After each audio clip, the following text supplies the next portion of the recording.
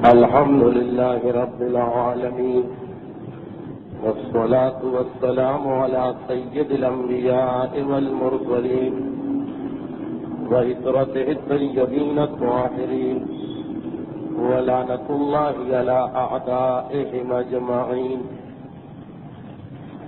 سیرت رسالت مآب کے سلسلے میں مجموعی اعتبار سے آج 49ویں تقریر ہے اور سال رواں کی 4تھی گفتگو. اب تک جو 48 تقاریر ہوئی ان میں پیغمبر اسلام کی زندگی کے ابتدائی 51 سالوں کا تذکرہ ہوا، جس میں اعلان نبوت کے بعد کے 11 سال بھی شامل ہیں. اگر یہ تقاریر مسلسل ہو رہی ہوتی تو یقیناً بہت سی باتیں کم کرنا پڑتی، لیکن مسلسل وقفہ آنے کی وجہ سے بعض ایسے اہم واقعات ہیں کہ جنہیں ہر سال اس لیے دہرانا پڑتا ہے کہ اس واقعے کو ذہن میں رکھے بغیر پیغمبر اسلام کی زندگی کے واقعات کو سمجھنا مشکل ہو جاتا ہے. آج کی تقریر کی ابتدا میں بھی ایک ایسا ہی واقعہ آ رہا ہے جو دوسرے سال کی بیان کیا تھا ہم نے، تیسرے سال کی بیان کیا، اور آج جو یہ 4تھا سال چل رہا ہے اس میں بھی اس واقعے کو دہرانا پڑے گا. اعلان نبوت کے بعد کے 11 سالوں میں پیغمبر اسلام کی یہ تبلیغ، پیغمبر اسلام کی یہ تحریک جن مراحل سے گزری، جس انداز سے ایک ایسا پیغام کہ جسے قریش مکہ نے ابتدا میں ایک مذاق سمجھا تھا، آہستہ آہستہ مضبوط ہوتا چلا گیا، وہ آپ کے سامنے ہے. اب وہ مرحلہ آ رہا ہے کہ جہاں ایک دم سے حالات بدلیں گے. پیغمبر اسلام شہر مدینہ تشریف لے جانے والے ہیں اور مسلمانوں کو ایک اتنا مضبوط مرکز مل جائے گا کہ جس کے بعد ہمارے سامنے ایک ایسی حقیقت آ جائے گی جو دنیاوی تاریخ میں بہت کم آئی ہے.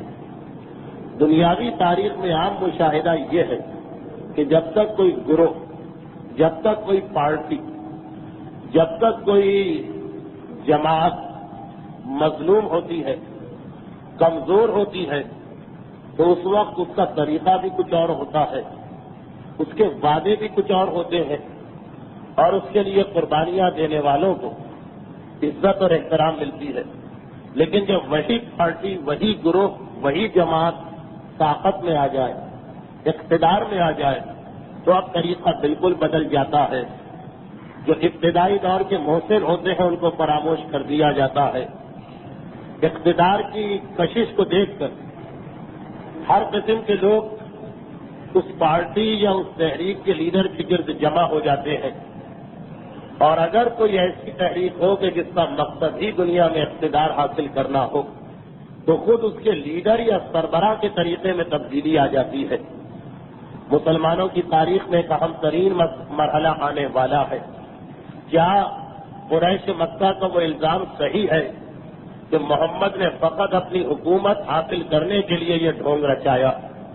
یہ خیال جو قریش کے کچھ لوگوں کے ذہن میں اتنی گہرائی میں تھا کہ واقعہ کربلا کے بعد بھی یزید پکار کے کہہ رہا تھا کہ یہ تو فقط اقتدار اور حکومت حاصل کرنے کے لیے ڈرامہ تھا جو کھیلا گیا، یا یہ کہ واقعا اسلام اور پیغمبر اسلام کی محنتیں صرف اور صرف خدا کے لیے تھی، اس لیے مظلومیت ہو یا حکومت طریقہ کار میں کوئی تبدیلی نہیں آنے پا رہی.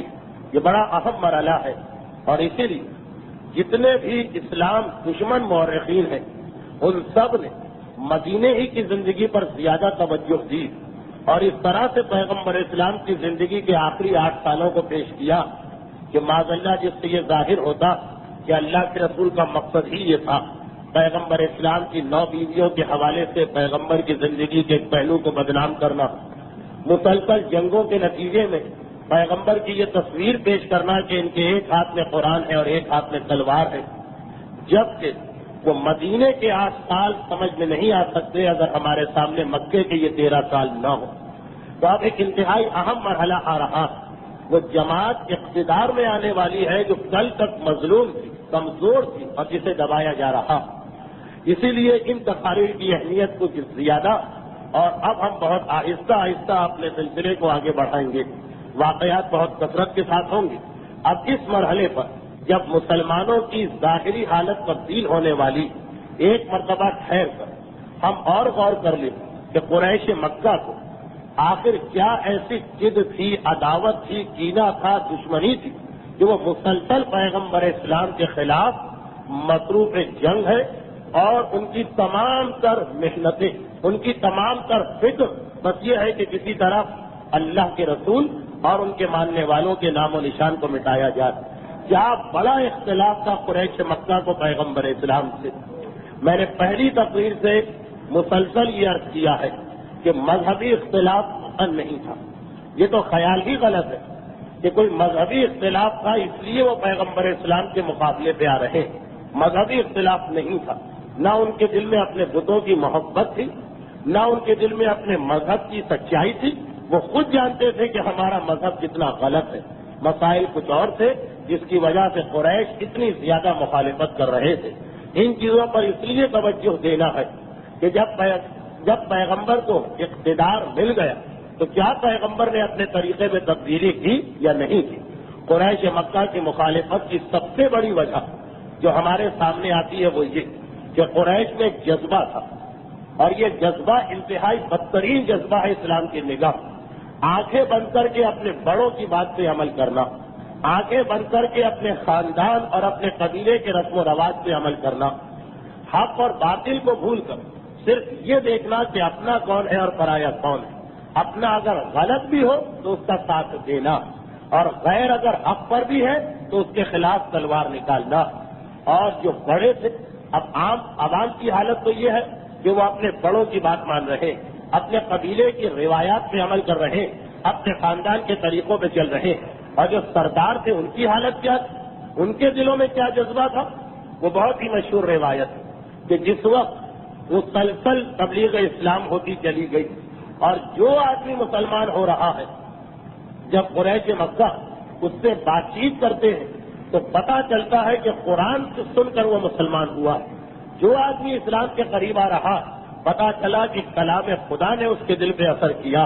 اب روزانہ قریش یہی سن رہے کہ ہم نے اتنا پروپیگنڈا کیا، ہم نے اتنی جھوٹی باتیں مشہور کی، ہم نے اس کو جادوگر کہا، ہم نے اس کو کاہن کہا، ہم نے اسے شاعر کہا، ہم نے اسے دیوانہ کہا، مگر اس کے باوجود جو آدمی بھی اس کے قریب جاتا کلمہ پڑھتا ہوا آتا، اور ہر ایک یہ کہتا ہے کہ اس کی زبان میں ایک ایسا اثر اور اس کے کلام میں ایک ایسی طاقت ہے کہ ہمارا دل کہہ اٹھا کہ یہ سچا۔ تو آخر سرداران قریش نے یہ سوچا کہ ہم بھی تو دیکھیں کہ یہ ہے کیا قرآن، یہ ہے کیا چیز۔ اب تک یہ سننے کو تیار نہیں تھے۔ 2 سال پہلے کی تقاریر یاد ہو تو وہاں پہ میں نے عرض کیا تھا کہ ان کا طریقہ یہ تھا کہ پیغمبر قرآن شروع کرے تو یہ تالیاں پیٹنے لگتے، پیغمبر قرآن شروع کرے تو یہ اپنے کانوں میں روئی ٹھوس لیتے۔ فقط ان کا ایک سردار ولید ابن مغیرہ، خالد ابن ولید عالم اسلام کی مشہور شخصیت، ان کے والد، وہ ایک مرتبہ پیغمبر کے پاس گئے تھے اور انہوں نے پیغمبر سے قرآن سنا تو ان کے اوپر اثر ہونے لگا، جس کے بعد تو سرداران مکہ نے یہ طے کیا کہ ہمیں یہ کلام سننا ہی نہیں۔ لیکن یہ فیصلہ ہے شروع کا۔ اب 8-10 سال گزر گئے اور یہ دیکھ رہے ہیں کہ جسے دیکھو وہ قرآن سن کے آتا اور متاثر ہو جاتا، یہاں تک کہ ہم نے قرآن کے مقابلے پہ جھوٹا قرآن بنایا۔ وہ 10-12 سورے، بلکہ 10-12 تو میں نے بیان کی، پوری ایک کتاب ہے ہمارے پاس جس میں ایسے سارے جھوٹے سورے لکھے گئے۔ ہم نے قرآن کے مقابلے میں قرآن بنایا، اس کا بھی کوئی فائدہ نہیں ہو رہا۔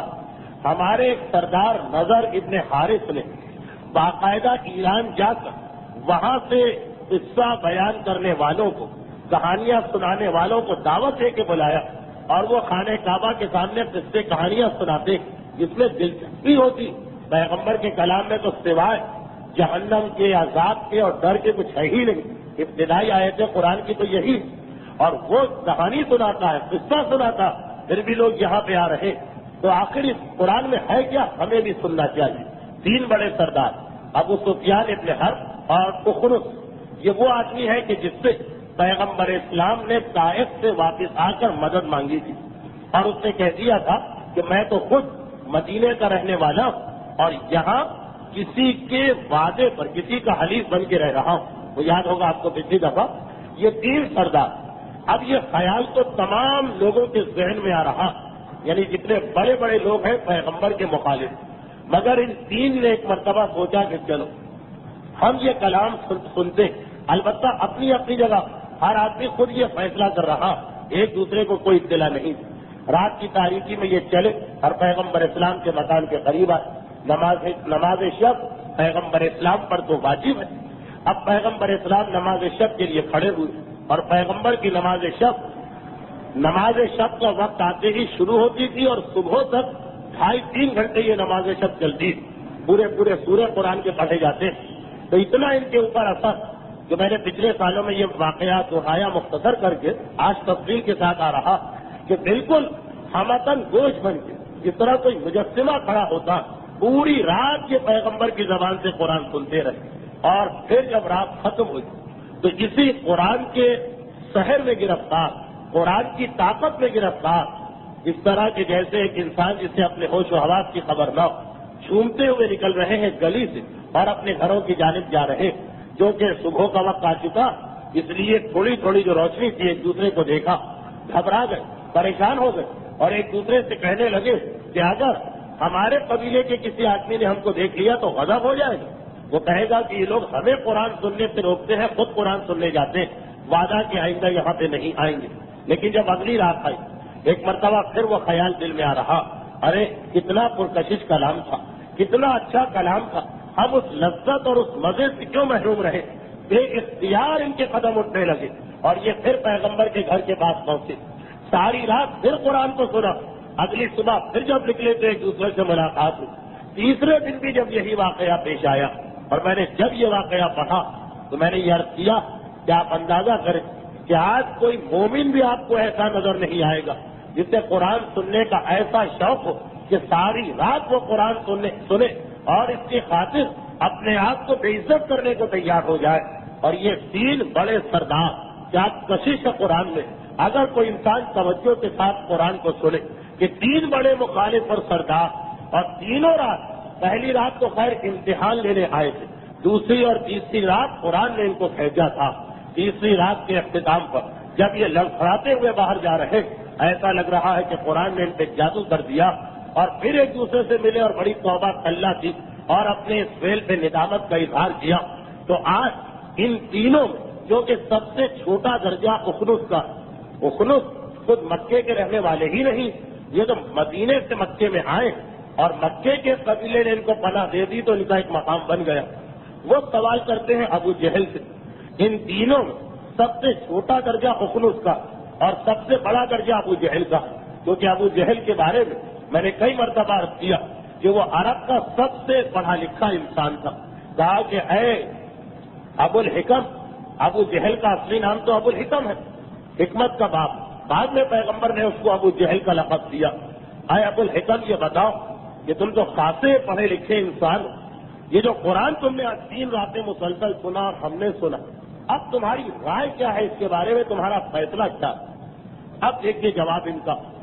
عوام کیوں مخالفت کر رہے تھے رسول کی، وہ آپ نے سن لیا کہ اپنے بڑوں کے پیچھے چلنا.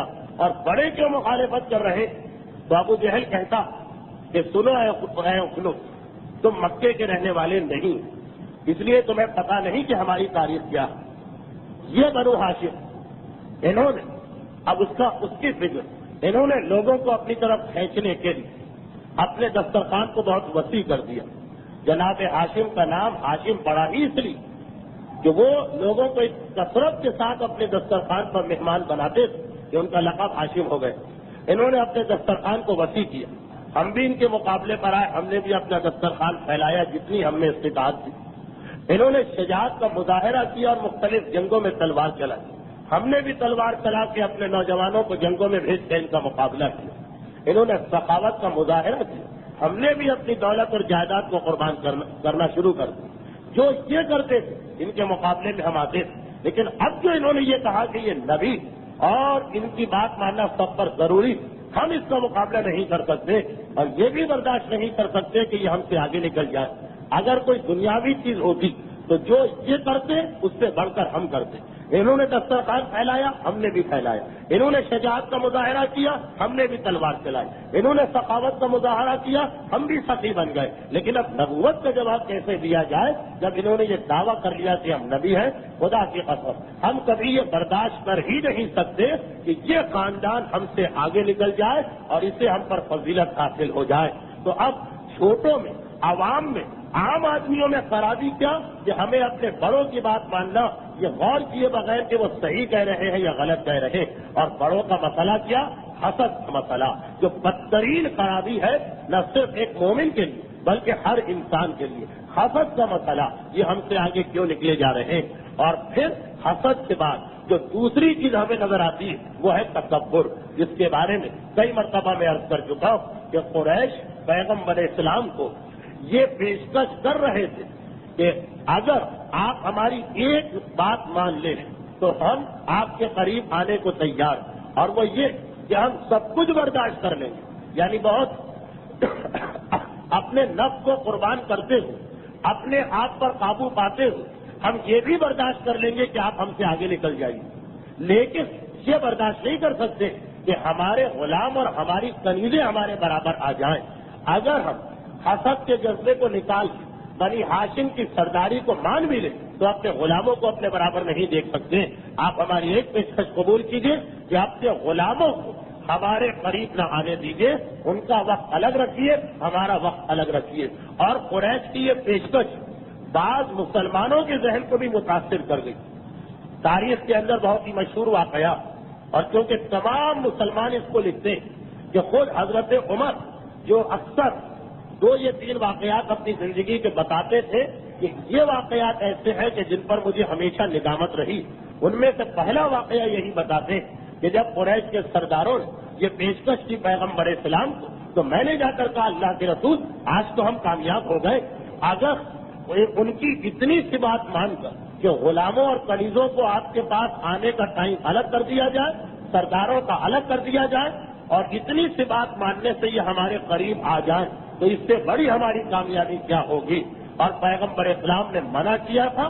تو حضرت عمر کا یہ جملہ بہت مشہور کہ مجھے اس وقت بار بار رہ کے یہ خیال آتا تھا کہ اللہ کے رسول نے ایسی دانش مندی کی بات کیوں نہیں مانی. اس کے بعد سورہ انعام قرآن کریم کا 6واں سورہ، اس کی 10 آیتیں نازل ہوئی کہ جس کے اندر اس خیال پر برے طریقے سے مسلمانوں کو متنبہ کیا گیا کہ یہ کیا خیال تمہارے ذہن میں آیا کہ سیٹھوں کا اور سرداروں کا اسلام الگ اور غلاموں کا الگ، جس کا مطلب یہ کہ اسلام کو نہیں سمجھا.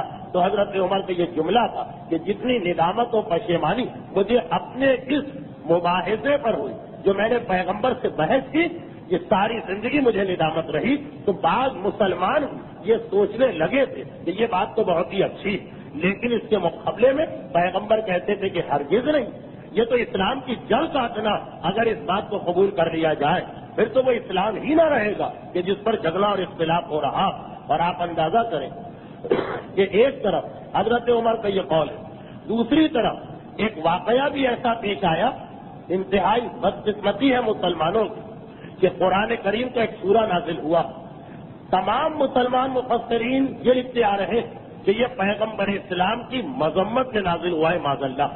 یعنی پیغمبر سے غلطی ہو گئی تھی تو قرآن پیغمبر کی غلطی پر تنبیہ کرنے کے لیے ایک سورہ نازل کر رہا. سورہ کون سا ہے؟ 30ویں پارے کا 3واں سورہ، بسم اللہ الرحمن الرحیم. عبس وتولی ان جاءہ الاعمی. پیغمبر اسلام تبلیغ کے لیے بیٹھے ہیں حرم میں. ولید ابن مغیرہ یہ قریش کے بڑے سرداروں میں سے ایک ہے، اس کی پارٹی بھی بڑی ہے، اس کا اثر بھی زیادہ. یہ اکثر پیغمبر کے پاس آتا تھا کیونکہ باقی تمام سرداروں کے مقابلے میں یہ سینئر بھی تھا، یعنی عمر بھی اس کی زیادہ تھی، خاندان بھی اس کا بہت بڑا تھا. تو قریش کے سردار بھی اکثر اسے اپنا نمائندہ بنا کے بھیجتے تھے. یہ پیغمبر کے پاس آیا ہوا اور کچھ باتوں پر بحث ہو رہی کہ اتنے میں ایک صحابی آئے عبداللہ ابن مکتوم جو نابینا، بالکل شروع میں انہوں نے اسلام قبول کیا، یہ مسلمان ہو چکے، یہ کچھ احکامات حاصل کرنے کے لیے پیغمبر کے پاس آئے۔ تو اب ہماری روایتوں میں یہ کہ جس وقت یہ پیغمبر کے پاس آئے تو ایک صحابی جو کافی مشہور ہے انہوں نے ان کو روک دیا کہ نہیں، ابھی اتنا بڑا آدمی رسول کے پاس بیٹھا ہوا اور اس کو وہ رسول سے بات کر رہا، اس کے سامنے تمہیں ہم نہیں جانے دیں گے، اور قرآن کی آیت اس کی مذمت میں نازل ہوئی۔ اور یہ کون شخصیت ہے؟ اب کیونکہ شخصیتوں سے حقیقت بہت زیادہ ہوتی، نام لینا مناسب نہیں، اگر کسی کو تفصیل دیکھنا تو کسی بھی تفسیر میں دیکھ سکتا، حتیٰ یہ کہ اگر آپ کے پاس ترجمہ قرآن ہے مولانا فرمان علی صاحب قبلہ کا یا مقبول احمد صاحب قبلہ کا، تو اس کے حاشیے پر بھی نام اور واقعہ موجود ہے۔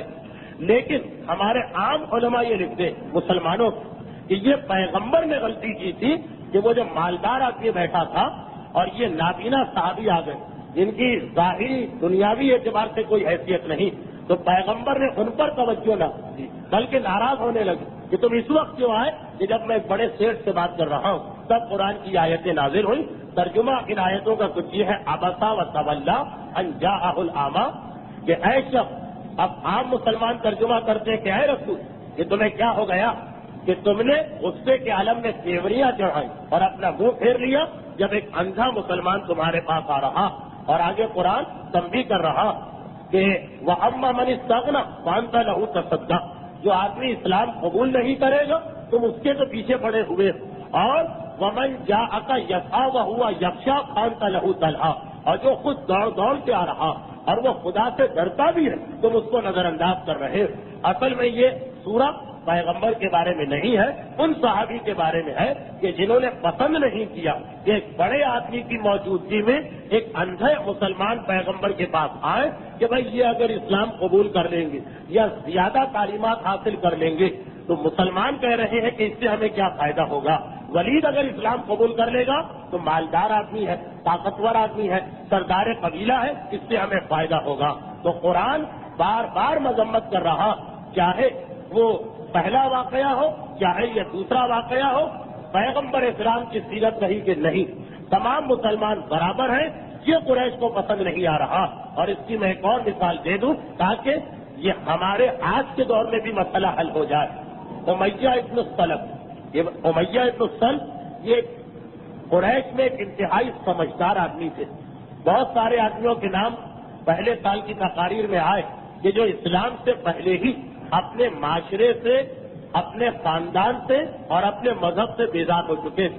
ان میں سے کچھ انتظار کرتے رہے کہ کوئی نہ کوئی پیغام حق ہوگا اور انتقال کر گئے، اور کچھ کو پیغمبر کی زیارت کا موقع مل گیا۔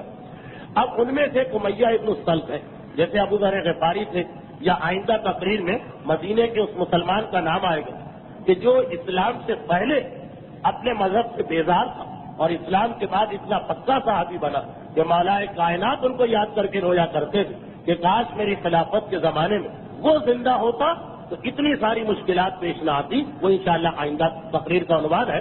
تو انہی نے ایک امیہ تھے۔ امیہ کافی پڑھے لکھے انسان ہے عرب کے، اور ان کی سمجھ میں اپنا دین نہیں آ رہا، بلکہ اپنی عقل سے انہوں نے یہ فیصلہ کر لیا کہ اس کائنات کا کوئی خدا ہے، اور یہ بھی ان کی عقل نے ان کو بتا دیا کہ اس خدا کا کوئی رسول ہونا چاہیے۔ ایسی شخصیت، اور اسی پر انہوں نے بہت سی نظمیں، بہت سے قصیدے لکھے۔ مگر جب پیغمبر اسلام نے اعلان رسالت کیا تو وہ شخصیت کی جو پہلے سے رسالت کی قائل ہو چکی، دیکھیے اللہ کا قائل ہونا پھر بھی آسان ہے، مگر رسول کا قائل ہونا اس کے لیے انسان کو خاصا عقل مند ہونا چاہیے۔ رسالت کے بھی قائل تھے، لیکن جب یہ دیکھا کہ پیغمبر کو رسالت ملی تو اب جل بھن گئے اور بار بار کہنے لگے کہ حق تو میرا تھا مجھ جیسے پڑھے لکھے انسان کا، خدا نے اس یتیم کو کیوں رسول بنا دیا؟ اور اس کی وجہ سے رسالت و توحید کو ماننے کے باوجود ساری زندگی رسول کے مخالف رہے، اور اسی لیے بعض روایتوں میں ہے کہ ان کے اشعار جو اس زمانے کے ہیں کہ جب یہ غور و فکر کر رہے تھے اتنے بہترین تھے کہ پیغمبر نے کہا آمنا شیرہ و کفر قلبہ، امیہ ابن السلف کے اشعار ایمان لے آئے اور اس کا دل کافر رہا۔ تو یہ دوسرا جذبہ، یا خود ولید ابن مغیرہ جس کا نام آپ بار بار سن رہے اور ابھی اور سنیں، یہ ولید ابن مغیرہ یہ بھی ایک خاصا پڑھا لکھا انسان تھا. پیغمبر اسلام پر اس کا پہلا اعتراض یہ تھا اَيُنَزَّلُ عَلَى مُحَمَّدٍ وَيُتْرَكُ أَنَا وَأَنَا كَبِيرُ قُرَيْشٍ وَسَيِّدُهُمْ کہ اگر یہ پیغام حق ہے تو کیا یہ محمد پہ نازل ہونا چاہیے تھا اور خدا مجھے چھوڑ دیتا جبکہ انا کبیر و قریش میں قریش کا بڑا آدمی ہوں بس سیدہم اور ان کا سردار ہوں. سرداروں کو چھوڑ کر ایک عام انسان پہ یہ کلام نازل ہو ہی نہیں سکتا. تو یہ تکبر کا جذبہ, یہ گھمنڈ کا جذبہ, یہ اپنے آپ کو بڑا سمجھنے کا جذبہ, یہ اپنی دولت ہو, خاندان ہو, علم کے اوپر غرور کرنے کا جذبہ, یہ حسد اور پھر یہ دوسرا جذبہ. اور تیسری چیز, یہ تینوں چیزیں ایسی کہ زمانہ بدلنے کے باوجود آج بھی لگتا ہے کہ اسلامی معاشرے میں پائی جاتی ہے. اور تیسری چیز, یہ تو بڑی اہم بات ہے اس اعتبار سے کہ یہ کثرت کے ساتھ مسلمانوں کی شکایت ہے. آپ کو مکے میں نازل ہونے والا قرآن دیکھیے, جو قرآن مکی, اس میں آپ کو ایک بڑی عجیب بات نظر آئی تھی. مکے میں جو قرآن نازل ہوا اس کا زیادہ تر حصہ جہنم کے تذکرے سے بھرا ہوا. کہیں جہنم کی بھڑکتی ہوئی آگ کا تذکرہ, کہیں جہنم کے کھانے اور کھنی کا تذکرہ, ان کانٹے دار جھاڑیوں کا اور اس کھولتے ہوئے پانی اور گندی پیپ اور سڑے ہوئے خون کا جو جہنمیوں کی غذا بنے گی. کہیں سر پر پڑنے والے گردوں کا تذکرہ, کہیں عذاب کے فرشتوں کا تذکرہ. مکے کا قرآن جو مکے میں نازل ہو رہا, جنت کا تذکرہ مکے میں بہت کم, پھر مدینے کے اندر آیا ہے زیادہ تذکرہ, مکے کے اندر زیادہ تر جہنم کا تذکرہ. یہ تیسری چیز ہے جس سے قریش بہت گھبرا رہے.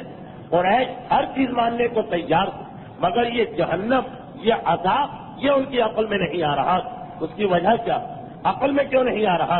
اس کی وجہ یہ کہ قریش کے پاس ایک عقیدہ چلا رہا تھا. ذرا غور کیجئے, کہیں غلطی سے یہ عقیدہ ہمارے پاس تو نہیں آ گیا. ایک عقیدہ چلا رہا تھا. وہ عقیدہ یہ تھا کہ چونکہ ہم خانہ کعبہ کے ٹرسٹی اور متولی اور عام انسانوں سے, عام عرب سے ہمارا مقام زیادہ بلند, اس اعتبار سے ہم کوئی بھی گناہ کریں ہماری بخشش یقینی, ہمیں ہمارے اوپر کوئی عذاب آ ہی نہیں سکتا. اور عربوں میں جو مذہب بھی تھا بت پرستی کا, اس بت پرستی کے مذہب میں کہیں جہنم کا کوئی تصور موجود نہیں. زیادہ سے زیادہ یہ تصور کہ اگر تم نے کوئی غلط کام کیا تو بت تم سے ناراض ہو جائیں گے, اور اس کا طریقہ بھی بہت آسان کہ جاؤ جانور قربان کر دو, جاؤ کسی کماری لڑکی کو قربان کر دو اور وہ خوش ہو جائیں گے. چڑھاوے چڑھاؤ, جانور قربان کرو, روپیہ پیسہ نشاور کرو, اور وہ جو تم سے غلطی ہوئی تھی وہ معاف کر دی جائے گی. زیادہ سے زیادہ ان کے ذہن میں یہ عقیدہ تھا کہ خود اگر ہم سے ناراض ہوتے ہمارے خدا تو شاید بارشیں نہ ہوں, شاید کاروبار میں گھاٹا ہو جائے, شاید اولاد نہ ہو, یہی دنیا کی پریشانیاں. اور ان کو راضی کرنے کا طریقہ ہے مال پانی خرچ کرو تو وہ بھی تم سے راضی ہو جائیں گے. اسی لیے چڑھاووں کا رواج زیادہ تھا, اسی لیے قربانیوں کا رواج زیادہ تھا. تو یہ دو عقیدے, پہلا عقیدہ یہ کہ جنت تو تمہارے لیے لکھی ہوئی, جنت تو ہے ہی تمہارے پاس, جنت میں تو کوئی شک ہے ہی نہیں. اور اگر کبھی وہ شخصیتیں ناراض ہو گئی کہ جنہیں تم اپنا آقا مانتے ہو, تو وہ ناراض ہونے کے بعد تمہیں جہنم کا عذاب نہیں دے گی, تمہیں دنیا کی کسی پریشانی میں ڈال دے گی کہ بیماری آ جائے گی, کاروبار میں گھاٹا ہوگا, ملازمت چھوٹ جائے گی. تو اس کا طریقہ یہ ہے کہ ان کے اوپر چڑھانے چڑھا کر نظر و نیاز کر کے قربانیاں کر کے ان کو خوش کر دو. تو یہ عقیدہ قریش کے بعد بلکہ تقریباً تمام عربوں کے پاس چلا آ رہا. خصوصیت سے جو لوگ مکے کے اطراف میں رہتے ہیں, جس کے برعکس اب قرآن ہے, اور مکے کے اندر آپ دیکھیں کہ زیادہ تر وہ آئے ہیں کہ جس سے شفاعت تک کا انسان ہو رہا. ماشاءاللہ ہمارا جو عقیدہ ہے نہ ہو سکتا کہ جماعت کی نہیں, لیکن وہ جماعت کا انکار اس لیے ہو رہا کہ مکے والوں سے اگر جماعت کی ذرا سی بات کا انکار تو وہ سمجھتے ہیں کہ پھر یہ ہمارے ناز و مناز و حدود اس کا یہ بھی ہماری جماعت کرائیں. اسی مکے میں جتنی بھی پرانی آیتیں نازل جب صاف صاف کہا گیا کہ جماعت نہیں, ان آیتوں کو غلط طور پر وہاں بھی حضرات استعمال کرنے کی عقیدہ پھیلاتے کہ کوئی جماعت نہیں کرا سکتا. کیا کہ محمد خان نے کہا کہ جماعت اگر ہوگی بھی تو وہ کرے گا جس سے اچھا نہیں کر سکتے, کہ ناز مناز کے بزرگ کے اس کا یہ جماعت نہیں کر سکتے. تو بندر آیتیں آتی قیامت کو نہ بھیا بڑا بلا پوچھا, نہ اس دن کوئی مریضوں بروس کام آئے کہ تم نے پیسے کی اور نظر کری, نہ اس دن کوئی دوستی کام آئے, نہ اس دن کوئی جماعت کام آئے. سوائے خود لوگوں کی جنہیں ہتھیار دے رہا. تو اب یہ جو آیتیں آگے تو قریش ہم نے مجھے پوچھا کہ ہمیں تو جہنم مل ہی نہیں سکتی. یہ کون آگے تو بار بار کرا رہا لگتا ہندب جیسے 10 بار بھی ناچ کیا ناطے بچے ناچ کیا پہلا ہی پورا جنازہ ہوا. ان کی الفاظ میں آخری آیت تو نہیں پڑوں گا جس میں واجب اس سے پہلے کی آیت ہے. زیادہ یہ لوگ نہیں مانے تو ہم اس کی بیٹانے کے بالوں کو پکڑ کر دیکھے اور بس لوگ خود نہ دیا ہم اپنے بھی ہاتھ میں ان کو ڈال دیں گے. پہلی ہی آیت پورا جنازے کا ہو گیا ایسا کل کا لوگوں کو کیا ہوا کہ لوگ اس طرح بات کریں تمہاری بات سن کر اس طریقے سے ایک کو دیکھ کے گدے بھاگا کرتے اور پھر پورا جہنم کا تذکرہ کرتے. تو جتنے بھی پورے آدمی کیا جہنم کا تذکرہ ہے کیا عذاب کا تذکرہ ہے کیا گناہوں کی سزا ملنے کا تذکرہ. اب قریش سونپی جا رہی قریش کی اپنی بات کو ثبوت نہیں کر رہی. ایسا آدمی جہنم کا ذکر سنتے جس کو پہلے پتا ہی نہ ہو کہ مجھے جنت ملے گی یا جہنم. لیکن وہ قوم وہ گروہ وہ لوگ چاہے کافروں میں ہو چاہے مومنوں میں جو یہ سمجھ چکے ہوں کہ جنت گارنٹیڈ ہے جہنم ہمارے قریب نہیں آ سکتی. اگر خدا رسول اور امام ناراض ہو تو زیادہ سے زیادہ ہمیں دنیا میں نقصان ہو سکتا تو اس کا طریقہ ہے کہ پیسے خرچ کر کے راضی کر لو. ان لوگوں کے لیے سب سے مشکل حصہ قرآن کا وہی ہوتا جس میں عذاب کا تذکرہ آ رہا. میں نے دیکھا کہ آج مومن معاشرہ قرآن کی وہ آیتیں سننے کو تیار نہیں کہ جس میں عذاب کی بات بیان کی جا رہی عذاب کا تذکرہ ہو رہا. تو وہ تو پھر بھی قریش مکہ تھے اور پیغمبر اسلام جو کہ دھوکہ دے. دیکھیے ایک تو یہ بھی طریقہ ہوتا ہے کہ شروع میں جنت کے خواب دکھا کے قریب کریں اور جب وہ اسلام کے دائرے میں آ جائے تو کہیں کہ اب تمہیں جہنم میں بھی جانا پڑے گا. اسلام میں یہ چیز ہی نہیں. شروع سے بتایا جا رہا کہ مانو گے تو جنت ہے اور نہیں مانو گے تو یہ عذاب تمہارا انتظار کر رہا. قریش اس سے بھی بہت گھبرا رہے تھے. اگر اللہ کے رسول جہنم کا تذکرہ ذرا کم کرتے تو بہت بڑی تعداد اسلام کے قریب آ جاتی. لیکن ایسے مسلمانوں سے فائدہ کیا کہ جنہیں نیکی کے راستے پہ چلانے کے لیے کوئی خوف ہی نہ ہو. انسان کو جس طرح سے لالچ نیکی کے راستے پہ چلا تھا اس طرح خوف بھی بہت ضروری. تو یہ تیسری بڑی شکایت تھی عربوں شکایت تھی پیغمبر سے کہ آپ کا کلام ہم سنتے تو ہمارے جسم کے رونگٹے کھڑے ہونے لگتے.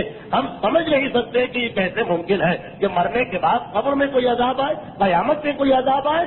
اور اسی کے برعکس آپ دیکھیں گے کہ جب پیغمبر اسلام مدینے گئے تو چونکہ مدینے میں یہ عقیدہ تھا ہی نہیں. یہ تو مکے میں عقیدہ تھا کیونکہ خانہ کعبہ ان کے پاس وہ خانہ کعبہ سے متعلق ہے تو سمجھتے ہیں کہ ہم کو تو جنت مل گئی. مدینے والے بیچارے اپنے آپ کو عام قریش کے مقابلے میں ذرا کمزور سمجھتے تھے کرتے تھے کہ پتہ نہیں ہمارے ساتھ کیا ہو. تو جب ان کے سامنے اسلام آیا نہ جنت نہ جہنم کسی چیز نے بھی ان کے راستے میں رکاوٹ نہیں ڈالی. تو ایک چیز جو ہمیشہ ہر قوم کو حق سے دور ہٹاتی وہ یہ خیال کر لینا کہ ہم عذاب خدا سے محفوظ ہو گئے ہم کچھ بھی کر لیں ہم پر عذاب نہیں آ سکتا. یہیں سے ساری گمراہیوں کا راستہ کھلتا. بہرحال یہ مکے والوں کے 3 بڑے مسئلے تھے. ایک تکبر ایک حسد اور ایک یہ جہنم کے بارے میں ایک نیا تصور کہ آج تک تو ہم یہ سمجھتے آئے ہیں کہ جہنم ہمارے قریب نہیں آ سکتی. اب مکے والوں نے ان 3 بڑی وجوہات کی بنا پر اور ایک چوتھی وجہ تو آپ نے سنی لی کہ عام آدمیوں میں یہ خیال ہے کہ ہمیں اپنے بڑوں کے پیچھے آنکھ بند کر کے چلنا. تو اب مکے والوں کی مخالفت عروج پر پہنچ گئی اور جب نبوت کو 11 سال ہو گئے تھے تو کچھ جٹے بازے جیگرے ایسے حالات پیش آئے کہ مکے والے اپنے آپ کو طاقتور بھی سمجھنے لگے اور پریشان بھی ہو گئے. طاقتور اس لیے سمجھا کہ جناب ابو طالب کا انتقال ہو چکا. پھر سفر طائف کی وجہ سے ظاہری طور پہ یہ مشہور ہو گیا کہ پیغمبر اسلام معاذ اللہ شکست کھا کے آ گئے.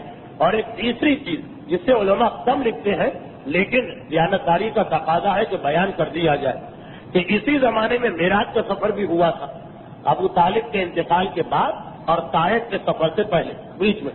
معراج کے واقعے کو جب پیغمبر نے آ کے بیان کیا تو یہ ہے تاریخوں میں البتہ کم پڑھا جاتا.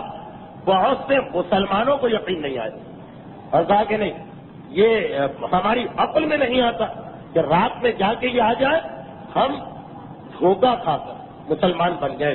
آج ہمیں یقین ہو گیا کہ قریش صحیح کہتے ہیں کہ یہ تو معاذ اللہ مجنون یا پاگل.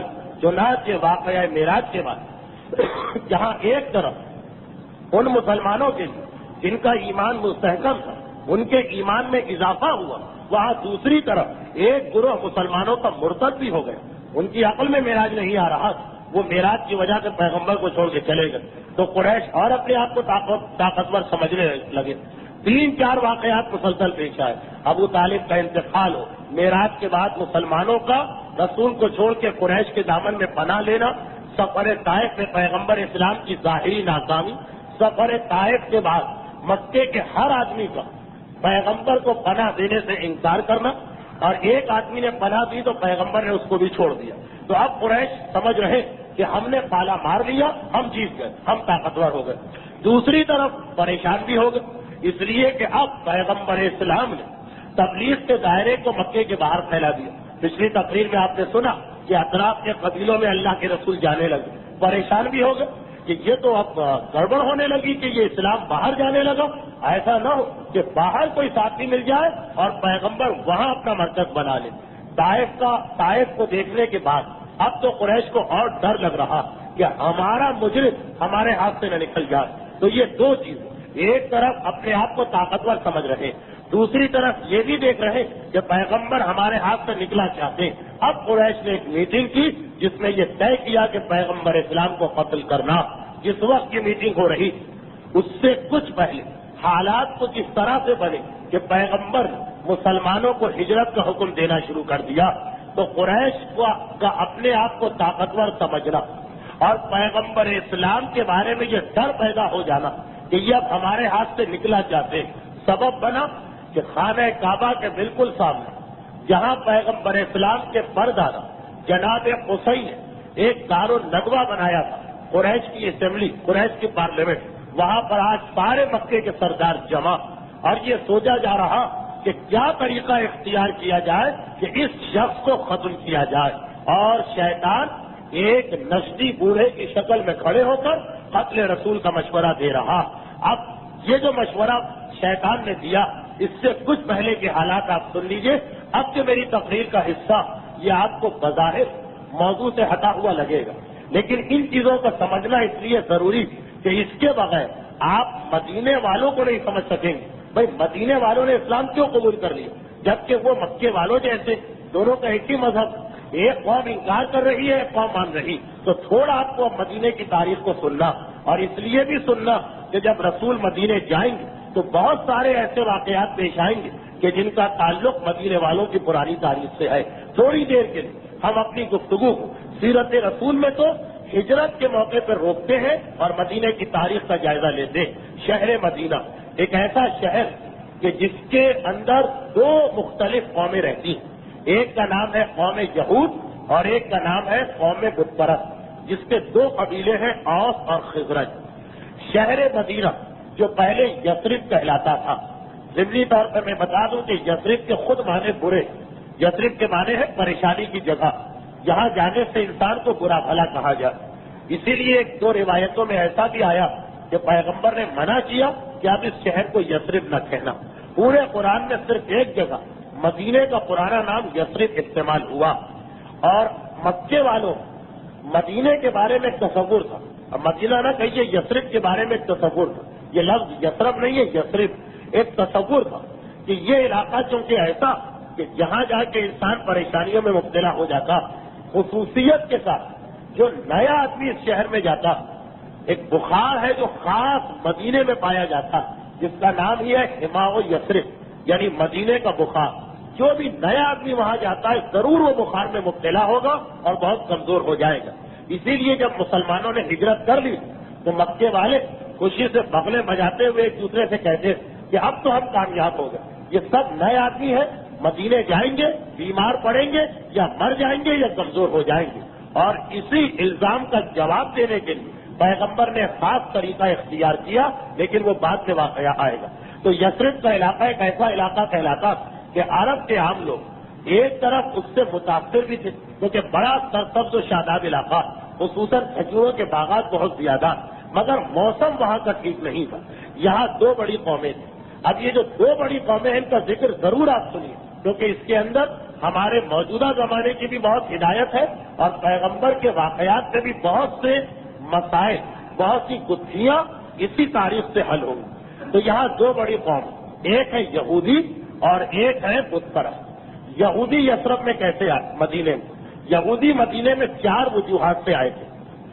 ایک تو وہ گروہ تھا جو مذہبی وجہ سے آیا تھا، یعنی یہ وہ دیندار لوگ تھے جن کے دادا پردادا سکڑ دادا یا بزرگوں نے تورات کے اندر یہ نشانیاں پڑھی تھی کہ آخری زمانے میں جو رسول آئے گا وہ مدینے کی سرزمین میں آئے گا۔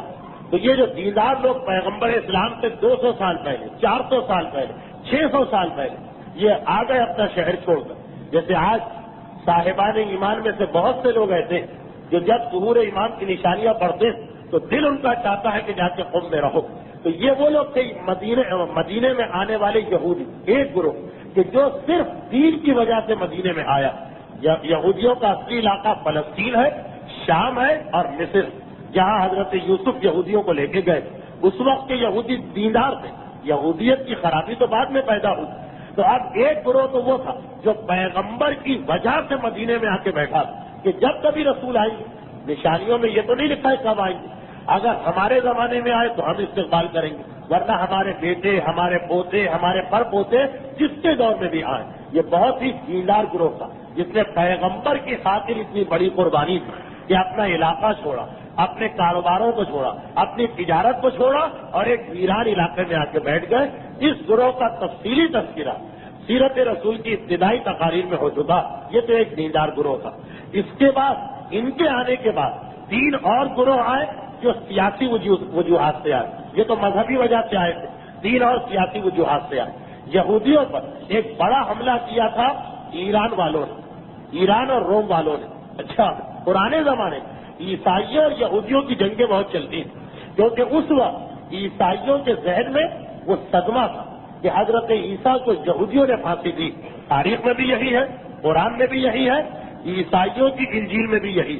یہ تو آج مسلمانوں کی دشمنی میں یہود اور عیسائی مل گئے، لیکن پیغمبر کے آنے سے پہلے جس طرح سے آج مسلمانوں اور یہودیوں کی جنگ ہوتی، عیسائیوں اور یہودیوں کی جنگ ہوتی، عیسائیوں کو یہ غم تھا کہ ہمارے نبی عیسیٰ کو یہودیوں نے پھانسی کے اوپر چڑھا دیا۔ تو مسلسل جب موقع ملتا 2 بڑے حملے یہودیوں پر ہوئے۔ ایک روم والوں نے کیا، اس کے نتیجے میں یہودی مہاجر ہوئے اور ہجرت کر کے مدینے کے قریب آ گئے کہ یہ علاقہ عیسائیت سے بہت دور ہے، یہاں پہ بت پرست رہتے ہیں، تو وہ تو خیر ان کا ہم سے کیا جھگڑا، عیسائیوں سے بھاگ کے یہاں۔ اسی طرح ایک اور حاکم گزرا تھا ضبط نصر، اس نے بھی یہودیت پر حملہ کیا، بیت المقدس کیا تھا، یعنی یہودیوں کے مرکز پہنچ کے حملہ کیا اور ان کو تحت دیخ کیا۔ 70,000 یہودی اس کے ہاتھ سے مارے گئے، باقی بھاگ کے دنیا میں بکھر گئے اور ان میں سے کچھ مدینے آ گئے۔ یہ 3 اور چوتھا گروہ جو آیا یہ سب سے پہلے آیا تھا اور اس کا واقعہ بڑا عجیب۔ جب حضرت موسیٰ نے فرعون کو شکست دے دی، وہ دریا میں ڈوب کے ہلاک ہو گئے اور موسیٰ کی حکومت قائم ہوئی، تو جناب موسیٰ نے جہاد کا حکم نافذ کر دیا۔ جہاد کا حکم کیا تھا کہ اپنے ماننے والوں سے کہا کہ دنیا کے مختلف علاقوں میں چلے جاؤ اور دین اسلام کو لے کے جاؤ۔ حضرت موسیٰ کا دین بھی دین حق ہے اور جہاں کے لوگ مان لیں تو ٹھیک ہے، نہیں مانے تو انہیں قتل کر دینا۔ یہ اس زمانے کے جہاد کا طریقہ تھا۔ مختلف شہروں کے اندر حضرت موسیٰ کی قوم کے لشکر جانے لگے۔ ایک لشکر مدینے میں بھی آیا۔ اس وقت مدینہ، یہ بات ہو رہی ہے حضرت موسیٰ کے زمانے کی، ایک بہت ہی چھوٹا سا گاؤں تھا۔ جب یہاں وہ لشکر پہنچا اور ساری قوم کے سامنے اپنا مذہب پیش کیا، انہوں نے ماننے سے انکار کر دیا تو سب کو قتل کر دیا۔ فقط جو ان کا شہزادہ تھا بہت ہی خوبصورت اور بہت ہی چھوٹا، یعنی 18 سال کا تھا، وہ رونے اور گڑگڑانے لگا اور کہنے لگا کہ میں اپنے مذہب کو بھی نہیں بدل سکتا لیکن انکار بھی نہیں کرتا ہوں، بس تم کسی طرح اپنے نبی کے پاس مجھے لے جاؤ۔ تو اس لشکر کو بھی رحم آ گیا اس شہزادے پر، کہا چلو ہمیں واپس جا کے رپورٹ دینا ہے، تم کو لے کے جاتے ہیں۔ جب یہ لشکر جس کو موسیٰ نے مدینے کے لیے بھیجا واپس پہنچا تو اس عرصے میں جناب موسیٰ انتقال کر چکے اور ان کے جانشین جو تھے وہ آ چکے تھے۔ جب وہاں پہ یہ مسئلہ پہنچا تو اب وہ لوگ پریشان ہو گئے، کیا کیا جائے، کیونکہ نبی خدا کا تو حکم تھا کہ جو قوم دین کو قبول نہ کرے اسے قتل کر دو۔ یہ جو تم لوگ گئے تھے تم نے تو بالکل نافرمانی کی حکم کی، اس میں اگر دین قبول نہیں کیا تھا تو اسے قتل کرنا واجب تھا۔ اب کیا کیا جائے؟ حضرت موسیٰ اگر ہوتے تو مسئلہ حل ہو جاتا۔ موسیٰ کے جانشین ہیں، جھگڑا بڑھ گیا، آخر یہ طے پایا کہ ان لوگوں نے جو کہ نبی خدا کے حکم خلاف ورزی کی ہے، اس لیے ان کو بنی اسرائیل سے خارج کیا جاتا، اور اس لشکر سے کہا گیا اس شہزادے کو لے کر تم چلے جاؤ اور ہمارے علاقے سے باہر نکل جانا۔ اب وہ لشکر مجبوراً اس شہزادے کی وجہ سے مصیبت میں پڑا، اسے لے کے واپس وہیں آ گیا جہاں یہ شہزادہ رہتا تھا۔ تو مدینے کی سب سے پہلی آبادی وہ ان یہودیوں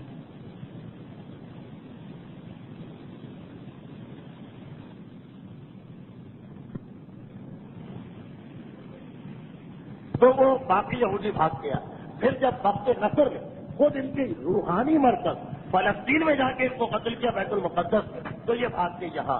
اور چوتھا ایمانداروں کا گروہ پیغمبر کے انتظار میں یہاں آیا، اور یہ چاروں قسم کے یہودی جمع ہو گئے، ان کے 3 قبیلے بن گئے۔ ایک کا نام ہو گیا بنو نصیر، ایک کا نام ہو گیا بنو قینقاع، ایک کا نام ہو گیا بنو قریظہ۔ بنو قریظہ پیغمبر سے پہلے بھی اکثر فخر کیا کرتے کہ ہمارے بزرگ اس لیے یہاں آئے ہیں کہ ہمیں ایک رسول کا انتظار۔ تو بنو قریظہ وہ لوگ تھے کہ جن کے والدین پیغمبر کی وجہ سے یہاں آئے، اور باقی یہودی حالات کی وجہ سے یہاں آئے تھے۔ اچھا، جب یہودی آئے تھے تو مدینہ تقریباً خالی تھا۔ پہلے ایک چھوٹا گاؤں تھا، اس کو بھی قتل کر دیا، صرف ایک شہزادہ بچا تھا۔ تو اب جب یہودی آئے تو سارا مدینہ ان کے ہاتھ میں آ گئے۔ مدینے کے باغات، مدینے کے کھیت، مدینے کا بہترین علاقہ، یہ ایک واقعہ اپنے ذہن میں رکھیے۔ آپ ادھر دوسری طرف یمن کے علاقے میں کچھ واقعات پیش آئے۔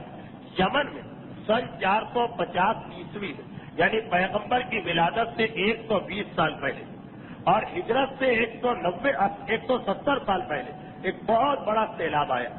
یمن میں ایک ملکہ بلقیس تھی جس کا تذکرہ قرآن میں آیا۔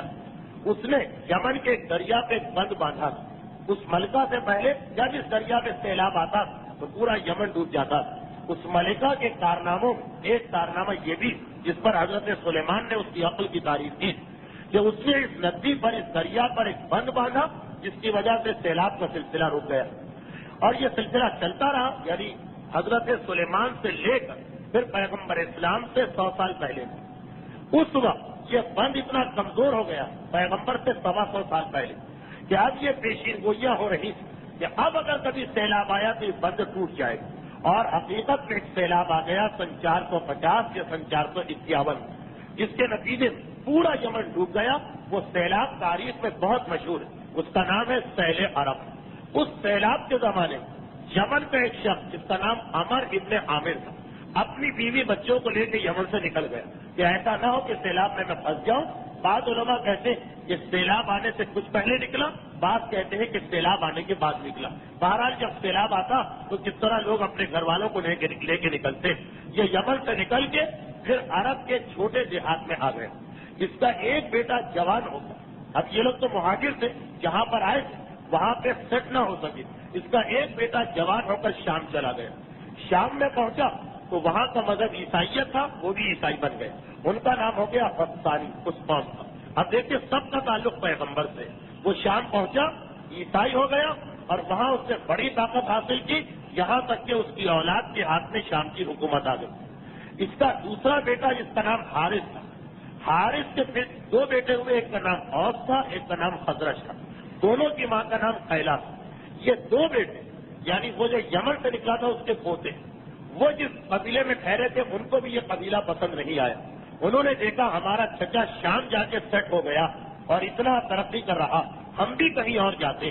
وہ مدینے کی طرف آ گئے۔ 2 بھائی، سگے بھائی، ایک کا نام اوس، ایک کا نام خزرج، یہ مدینے میں آ گئے۔ اچھا، ان دونوں کی ماں کا نام قیلا تھا، اس لیے آپ کو تاریخ میں اوس و خزرج کا نام کبھی بنو قیلا بھی ملے گا۔ قیلا، آپ یہ لام ہے۔ خیر، یہ دونوں بھائی مدینے آئے۔ مدینے آنے کے بعد یہودیوں نے تو منع کر دیا کہ ہم تمہیں شہر میں آنے کی اجازت نہیں دیں گے۔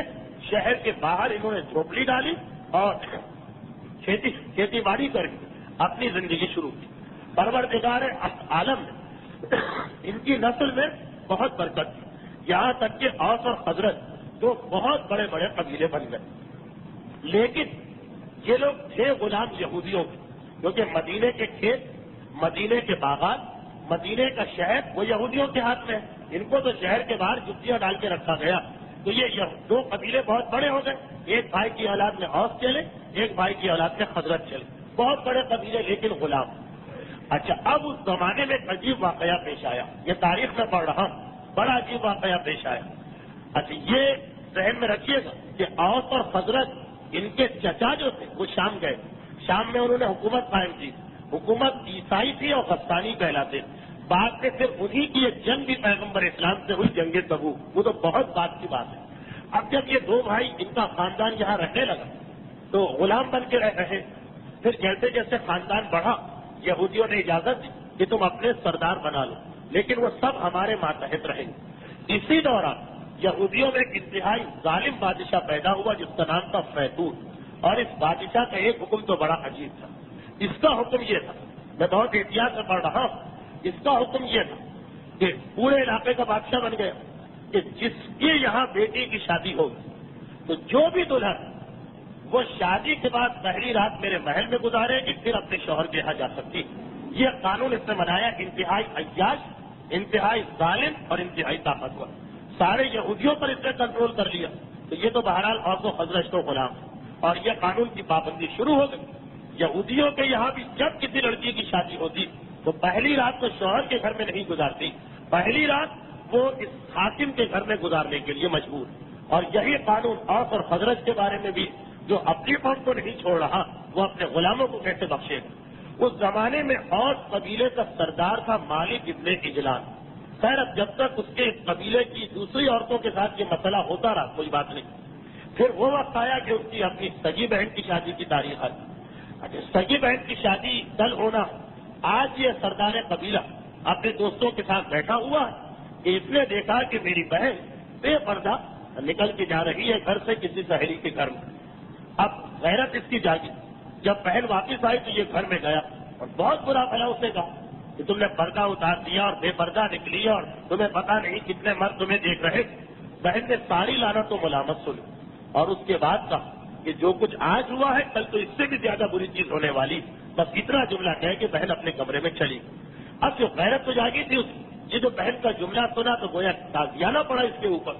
اگلا دن جو آیا تو جس وقت شادی ہو چکی اس کے بعد حاکم کے آدمی آ گئے کہ چلو دلہن پہلی رات کو ہمارے محل میں رہے گی, اور اس کے ساتھ سہیلیاں بھی جاتی. تو اس کا بھائی جو سردار ہے اپنے قبیلے اوس کا, اس نے عورتوں کا لباس پہنا, انہی سہیلیوں کے بیچ میں چھپ کے چلا اور پہنچ گیا حاکم کے محل. اب جس وقت تنہائی ہوئی اور باقی سب کو ہٹایا گیا اور یہ سہیلیاں دلہن کو لے کے حاکم کے پاس پہنچی تو اس نے اپنے لباس میں جو تلوار چھپائی ہوئی تھی وہ تلوار نکالی, حاکم پر حملہ کیا, اسے جہنم حاصل کیا.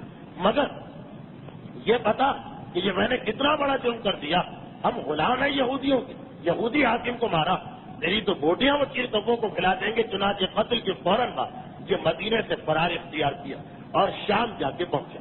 اچھا شام میں آپ نے بار بار سنا کہ اس کے چچاؤں کی اولاد حکومت کر رہی, وہ عیسائی ہو چکے, وہاں جا کے پہنچا اور وہاں کا جو سردار تھا اس زمانے میں اس کو پورا واقعہ سنایا. اب ایک تو پرانا خاندانی رشتہ اور پھر وہ عیسائیوں اور یہودیوں کا جھگڑا, مذہبی معاملہ بھی ہو گیا, خاندانی معاملہ بھی ہو گیا. وہ شام کے غسانی پورا لشکر لے کے آئے اور مدینے پہ حملہ کیا. یہودیوں میں اتنی طاقت نہ تھی کہ اتنے بڑے لشکر کا مقابلہ کرتے, تو اب حالات الٹے ہو گئے. اس شامی لشکر پہلے مدینہ پہنچا, مدینہ پہنچنے کے بعد جنگ نہیں کی. شام کا بادشاہ آیا, یہودی استقبال کو نکلے, اس نے ان کو ایک دعوت میں بلایا کہ کل آپ کے جتنے بھی سردار, صدر ہو, وزیر اعظم ہو, حاکم ہو, وزیر ہو, سپہ سالار, جتنے سردار سب کی دعوت ہے میرے یہاں. حاکم کی دعوت, اتنے بڑے بادشاہ کی دعوت, خوشی سے گئے اور اسی دعوت میں کھانا کھلانے کے بعد اس نے سب کی گردنوں کو اڑا دیا. یہودیوں کی کمر ٹوٹ گئی, یہودی شکست کھا گئے. اور اب اوس و خزرج کی حمایت میں یہ شامی سردار آیا تھا جو ان کے چچا کا بیٹا, اس نے ان دونوں قبیلوں کو مدینے میں آباد کیا. یہودیوں کی ساری زمین, سارے باغات, ساری دکانیں ان کو دی اور یہودیوں کو مدینے سے باہر نکال دیا. اور پھر یہ نظام درست کر کے وہ چلا گیا. اب یہودی شکست کھا چکے, وہاں بنو قینقاع یہودیوں کا وہ خاندان, ایک تیسرا خاندان بنو قریظہ, وہ خاندان کے جو رسول کی محبت میں آباد ہوا, اس نے آ کے حضرت سے کہا کہ دیکھیے وہ جو ظالم بادشاہ جس کی وجہ سے جھگڑا چلا, اس کا ہم سے تو کوئی تعلق نہیں, ہم لوگ ویسے بھی مذہبی آدمی, ہم چاہتے ہیں کہ آپ کے ساتھ صلح کر کے رہیں. حضرت نے کہا ٹھیک ہے, تمہاری گارنٹی ہم لیتے ہیں, تم ہمارے ساتھی. اور اپنی زمینوں کا حصہ ان کو دے دیا. باقی جو یہودی قبیلے انہوں نے دیکھا کہ اس قبیلے نے تو حضرت کو ملا کے فائدہ حاصل کیا, وہ دوسرے قبیلے اوس کے پاس آئے, کہا کہ ہم سے بڑی غلطی ہوئی, ساری سزا ہم نے بھگتی برداشت کی, اب ہم آپ کی پناہ میں آنا چاہتے ہیں اور آپ ہم کو اتنی اجازت دے دیں کہ ہم مدینے کے باہر رہیں. اس دوسرے قبیلے اوس نے یہودیوں کی یہ بات مان لی تو یہودیوں کے 3 قبیلے, ایک حضرت کی پناہ میں آ گیا, 2 اوس کی پناہ میں چلے گئے اور حالات بدل گئے. اچھا, اب اس کے بعد کئی سال گزر گئے, آہستہ آہستہ وہ پرانی باتیں لوگ بھول گئے. اب یہودی بار بار کہتے ہیں اوس و حضرت سے کہ ٹھیک ہے, ہم پر ایک برا دور آیا, ہم حاکم سے غلام بن گئے, لیکن ایک اچھا دور پھر آنے والا اور ایک ایسا رسول آئے گا کہ جو ہماری قوم میں سے ہوگا, اور جب وہ آئے گا تو پھر آپ دیکھیے گا کہ ہر طرف ہماری حکومت پھیل جائے. بار بار ایسا گروہ جو ایک مرتبہ حاکم ہونے کے بعد غلام بنے اس کو زیادہ افسوس ہوتا, وہ تو بار بار یہ تذکرہ کرتا. اب جو یہ بار بار یہودی کہہ رہے تو اوس و خزرج کے کان کھڑے ہوئے کہ بھائی اگر یہ کوئی مذاق کی بات ہوتی یا جھوٹی بات ہوتی تو 2, 4, 10, 20 مرتبہ کے بعد ختم ہو جاتی, لیکن یہاں تو الٹا ماجرا کہ جب کبھی کوئی نیا واقعہ پیش آتا یہودی ایک دوسرے سے بھی کہتے ہمارا بھی ایک دور آنے والا, ہمارا بھی ایک رسول آنے والا. اب اوس و خزرج کے کان کھڑے ہو گئے کہ یہ کیا ہو رہا. بس یہاں میں آخری ایک بات بتاؤں, 2 بہت ہی اہم پیغام ہے یہاں پر, وقت نہیں ہے, ایک آج اور ایک آئندہ. یہودی شکست تو کھا گئے, مگر یہودیوں نے پھر ایک عجیب طریقے سے اپنے آپ کو اوس و خزرج سے حاوی کر لیا. اوس و خزرج کے لوگ سب جاہل, کھیتوں میں کام کرنے والے, باغات میں کام کرنے والے, کاروبار کرنے والے. یہودی بہرحال پڑھی لکھی قوم, اس لیے کہ جو نبی بھی آتا اپنی قوم میں علم کو ضرور عام کرتا. یہودی پڑھی لکھی قوم سے وہ جہاں بھی جاتے اپنے مدرسے قائم کرتے. یہ جو آج اتنا زور دیا جاتا مدرسے قائم کرو, مدرسے قائم کرو, اس کا فائدہ دیکھیے, تو مدینے میں بھی یہودیوں نے اپنے مدرسے قائم کیے تھے. جب شکست کھا گئے, غلام بن گئے, تب بھی ان کے مدرسے تو قائم تھے جن کا نام ہی تھا بیت المدارس, جہاں تورات پڑھائی جاتی تھی, لکھنا پڑھنا سکھایا جاتا تھا. تو اب اوس و خزرج جو سمجھدار لوگ ہوتے تھے کہتے تھے ہم اپنے بچوں کو پڑھائیں گے, تو وہ مجبور تھے انہیں مدرسوں میں, یہودیوں کے مدرسوں میں اپنے بچوں کو بھیجنے. نتیجہ کیا ہوتا کہ یہ لوگ حاکم لیکن ان کے بچے پڑھتے ہیں اس مدرسے میں. آہستہ آہستہ یہودیوں کی باتیں ان لوگوں میں آنے لگی اور اتنا زیادہ یہ یہودیوں سے متاثر ہو. آج آپ انگلش میڈیم اسکول میں بچے کو بھیجیے, آپ کا بچہ اگر عیسائی نہیں بنے گا تو مسلمان بھی نہیں رہے گا, آدھی باتیں وہاں سے سیکھ کے آئے گا. یہ یہودیوں کا سب سے پہلا منصوبہ تھا, جس کا نتیجہ کیا نکلا کہ اتنا زیادہ اوس و خزرج والے یہودیوں سے متاثر ہو گئے. اب ایک جملے سے اندازہ کریں, اتنا متاثر ہو گئے کہ مدینے کے کافروں کا ایک عام عقیدہ بن گیا کہ اگر کسی عورت کے بچے زندہ نہیں رہتے, ایک چیز ہوتی ہے کہ ایک عورت کے ہاں 2 بچے پیدا ہو رہے مر رہے, یہ ایک بیماری ہوتی ہے, یہ خرابی ہوتی. تو اب اس کے لیے مختلف قسم کے ٹوٹکے بتائے جاتے ہیں, تعویذ بتائے جاتے ہیں, دعائیں بتائی جاتی ہیں, عمل بتائے جاتے ہیں. مدینے کے کافروں میں ایک جملہ, ایک منت کہ اگر کسی عورت کے کئی بچے مر جائیں تو یہ منت مانتی تھی کہ اب اگر میرا کوئی بچہ ہوا اور زندہ رہا تو میں اسے یہودی بناؤں گی. اس لیے کہ یہودیوں نے اپنے مدرسوں کے ذریعے سے اتنا زیادہ اپنا اثر ڈال دیا تھا اوس و خزرج کے ذہن میں کہ ظاہراً اوس و خزرج حکمران, یہودی غلام. لیکن اگر حقیقت میں دیکھیں تو یہودیوں ہی کی بات چلتی. یہی سے ہم کو پیغام ملا کہ اگر کبھی ظاہری اعتبار سے تم کسی سے شکست کھا جاؤ یا تمہیں کہیں کمزور بن کے رہنا پڑے یا تم بڑا کرو, اپنی طاقت یا تعداد کی وجہ سے تمہیں دبا لو, تو علم ایک ایسا ہتھیار ہے جس کی مدد سے تم حالات کو بدل سکتے ہو. یہودیوں میں ہزاروں خرابیاں, وہ شراب بیچتے تھے, وہ سود کا کاروبار کرتے تھے, وہ اس انداز کے ظالم حکمرانوں کو سر پہ جگہ دیتے تھے, مگر ایک خوبی تھی, انہوں نے علم کو کبھی نہیں چھوڑا, جس کا نتیجہ یہ نکلا کہ غلام بن کے وہ آقا ہو گئے. اور یہی درس ہمیں اسلام نے دیا, کیونکہ یہودیوں کے پاس علم کا پیغام انبیاء کے ذریعے آیا. تو جب تک کہ ہم علم کو اپنے ہاتھ میں لیتے رہیں گے, چاہے ہماری آبادی کہیں 2% ہو, 1% ہو, آدھی فیصد ہو, سارے دشمن ہمارے خلاف ہو, سارا ملک ہمارے خلاف ہو, ہم کامیاب و کامران ہیں. یہی آل محمد کا بتایا ہوا درس ہے اور یہی تاریخ کی حقیقت. تاریخ بتا رہی ہے کہ ایسا ہو چکا. اسی لیے سیرت رسول کی ہر تقریر کے آخر میں ہم ضرور اس بات کا جائزہ لیتے کہ ہمیں پیغمبر اسلام نے جو علم دیا وہ کیا ہے, اور اسی علم کو استعمال کر کے ہم ایسے معاشرے میں بھی جہاں ہم بظاہر کمزور ہیں طاقتور بن سکتے ہیں. تو آج بھی دو یا تین مسئلے آپ کی خدمت میں پیش کرنا، اور اب ہماری گفتگو تاریخ یہودیت اور تاریخ اوس و خضرت پر ہوگی۔ یہ پس منظر ذہن میں رکھیں، جب آپ دیکھیں گے کہ جب اللہ کا رسول مدینے میں آ رہا تو اوس و خضرت کیوں کو استقبال کر رہے ہیں، بات بہت آسانی سے سمجھ میں آ جائے گی، اور یہودیوں سے جھگڑے بھی آپ کی سمجھ میں آ جائیں گے۔